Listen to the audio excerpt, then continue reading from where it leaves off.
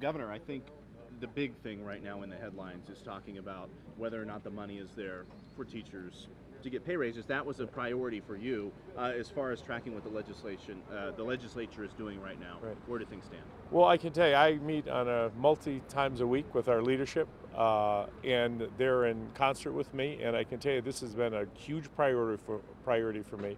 The teachers are going to get, the educators are going to get the 3% raise that we allocated. I've met with the superintendents, both from Washoe and Clark, and we have funded.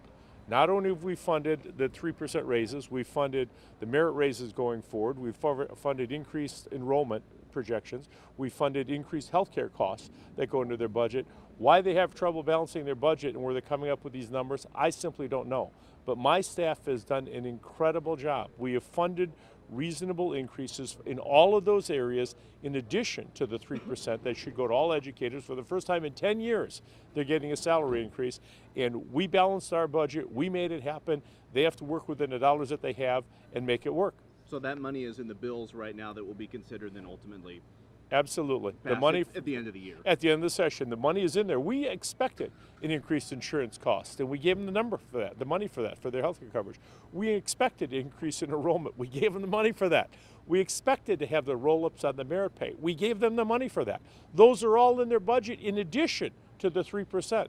Now, where all these other shortfalls that they're talking about are coming from, I don't know, but they need to look in the mirror and see what they can cut. The taxpayers of Nevada are willing to fund under our budget significant increases in all of those areas and a 3% raise, and we're going to make sure that those educators get that 3%. Looks like their lobbyists had calculated almost $500 million in additional what they call unfunded mandates that are coming through in bills. Right.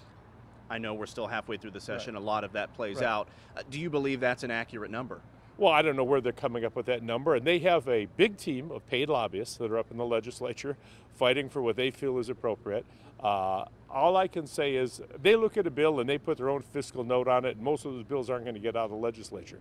I can simply address what we made a priority, and what I made a promise was to get a 3% raise to all of our educators, and we're going to continue to do that and fight for that, and they're going to have to figure out how to make the rest of their budget balance. So bottom line, by sine die, the money that you're committing to those raises will be there when that final budget bills are signed. That money's going to be there for the raises. It's not going to be there to fix any other shortfall that they think they have, some proposed alleged shortfall, wherever they're coming up with this number. That money's going to be there for raises for our educators.